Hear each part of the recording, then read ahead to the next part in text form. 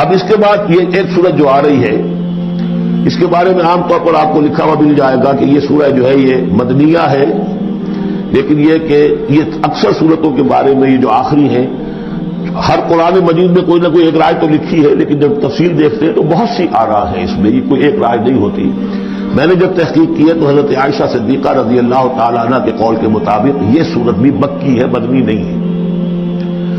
سورۃ البینہ، بسم اللہ الرحمن الرحیم، لم یکن الذین کفروا من اہل الکتاب والمشرکین منفکین حتی تأتیہم البینہ، نہیں تھے وہ لوگ جنہوں نے کفر کیا تھا اہل کتاب میں سے اور مشرکین میں سے کہ انہیں علیحدہ کر دیا جاتا یا باز آ جاتے حتی تأتیہم البینہ، جب تک کہ ان کے پاس بینہ نہ آ جاتی ہے۔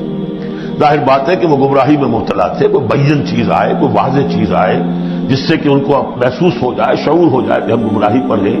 اور یا اس کا مفہوم یہ ہے کہ جب تک بین ان کے اوپر بات نہ آ جائے اس وقت تک انہیں کاٹا نہیں جا سکتا، انہیں اپنے سے علیحدہ نہیں کیا جا سکتا۔ منفق جو ہے یہ دونوں طریقے سے مانے دے گا۔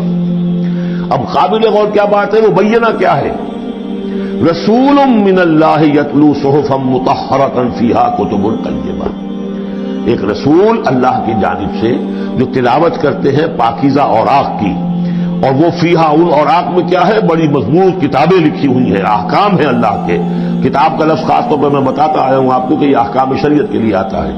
فیہا کتب قیمہ، یہ ہے وہ چیز کہ جب اللہ کا رسول اللہ کی کتاب لے کر آ جائے تو یہ بینہ اب ہو گئی، اب بات واضح ہو گئی، اب کسی شک و شبے کی گنجائش نہیں رہی۔ یہی سورہ طلاق میں ہم نے پڑھا تھا ذکرہ، قد انزلنا الیکم ذکرا رسولا یتلو علیکم آیاتہ، تو یہ جو ہے رسول جب تلاوت کرتا ہے وہ کہ رسول اور کتاب مل کر بینہ بنے، اللہ کی کتاب اس کا معلم رسول مل کر بینہ بنے۔ اس اعتبار سے بینہ اور ذکرہ کی جو تعبیر ہوئی ہے اور اس کی ڈیفینیشن جو ہوئی ہے سورہ بینہ میں اور سورہ طلاق میں، وہ بہت اہم ہے۔ اب فرمایا وما تفرق الذین اوتوا الکتاب الا من بعد ما جاءتهم البینہ، یہ جن لوگوں کو کتاب دی گئی تھی انہوں نے جو پہلے بھی تفرقہ کیا ہے آپس میں، یہ جو بٹ گئے، یہ کوئی نصارہ بن گئے، کوئی یہودی بن گئے، پھر نصارہ میں نہ معلوم کتنے فرقے ہوئے اور یہودیوں میں کتنے فرقے ہوئے، یہ سارا تفرقہ ہوا کب؟ الا من بعد ما جاءتهم البینہ، مگر یہ کہ ان کے پاس بینہ آ چکی تھی، گویا کہ اس کے اب جرم کی وہ پورے طور پر اس کی سزا کے سزاوار ہو چکے ہیں۔ وما امروا، یہ آیت اس اعتبار سے بہت اہم ہے کہ دین کا پھر وہی خلاصہ جو ہم نے پڑھا تھا بہت ہی شدت کے ساتھ سورہ زمر میں، وہ پھر آ گیا وما امروا الا لیعبدوا اللہ مخلصین لہ الدین حنفاء، اور انہیں حکم نہیں ہوا تھا مگر اس بات کا کہ بندگی کریں، پرستش کریں اللہ کی، لیکن اس کے لیے اپنی اطاعت کو خالص کرتے ہوئے۔ یہ نہیں کہ نماز تو اللہ کی پڑھ رہے ہیں لیکن یہ کہ اور کام اپنے نفس کی مرضی کے مطابق کر رہے ہیں، وہاں اللہ کے حکم کو ٹھکرا دیا ہے۔ کاروبار جو کر رہے ہیں وہ اور طریقوں سے کر رہے ہیں جو حرام ہے، تو یہ تو پھر بندگی نہ ہوئی۔ یہ تو وہ بات ہو گئی افتؤمنون ببعض الکتاب وتکفرون ببعض، کیا تم ہماری کتاب اور شریعت کے ایک حصے کو مانتے ہو اور ایک کو رد کر دیتے ہو؟ فما جزاء من يفعل ذلك منكم الا خزي في الحیاۃ الدنیا، تو جو کوئی بھی تم میں سے یہ رویہ اختیار کرے گا اس کی کوئی سزا اس کے سوا نہیں ہے کہ دنیا میں ذلیل و خوار کر دیے جائیں، ویوم القیامۃ یردون الى اشد العذاب، اور قیامت کے دن بدترین عذاب میں جھونک دیے جائیں۔ دنیا کی رسوائی تو آج ہمارے ماتھے پر لکھی ہوئی ہے۔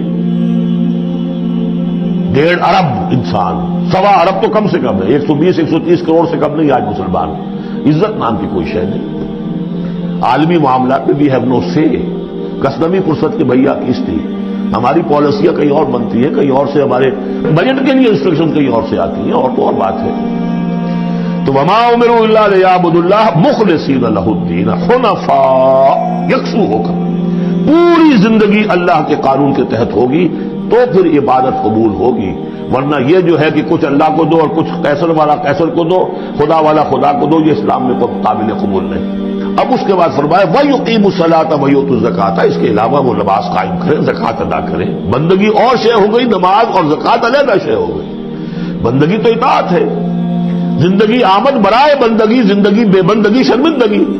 اس بندگی کے حقوں کے تقاضوں کو پورا کرنے کے لیے نماز دی گئی آپ کو، تاکہ آپ یاد تو کرتے رہیں، اللہ کو یاد تو کرتے رہیں، تاکہ وہ جو عہد کیا ایاک نعبد و ایاک نستعین دن میں 5 مرتبہ تازہ ہو جائے۔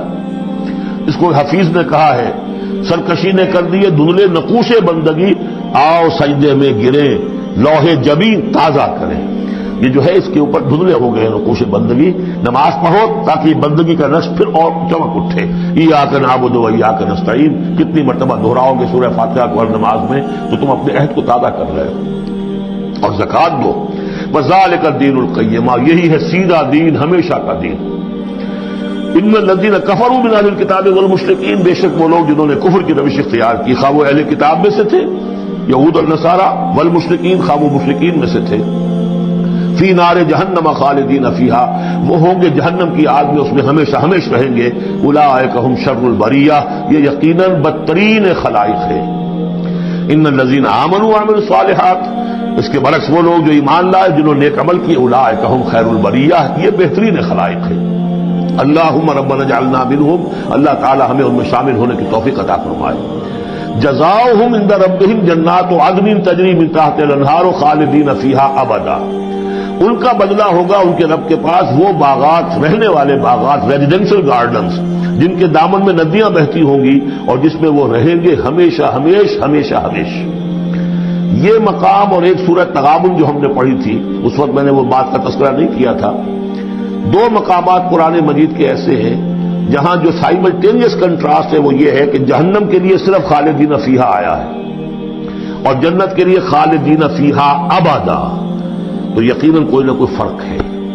ویسے جہنم کے لیے بھی قرآن میں دوسرے مقامات پر ابدا بھی آیا ہے اور پھر سارا کچھ لیکن جہاں کنٹراسٹ آ جائے جو فوری ہو تو یہ جو سائملٹینیس کنٹراسٹ کے حوالے سے چنانچہ اسی بنیاد پر امت کے دو بڑی عظیم شخصیتوں کی رائے یہ ہے کہ جہنم ابدی نہیں ہے ایک وقت میں آ کے کھوکھلی ہو جائے گی ختم ہو جائے گی. یا تو وہ جہنمی وہ ہوں گے کہ جن میں خیر کا سرے سے کوئی ایلیمنٹ ہی نہیں انہیں جلا کر راکھ کر دیا جائے گا معدوم ہو جائیں گے جیسے حیوانات معدوم ہو جائیں گے.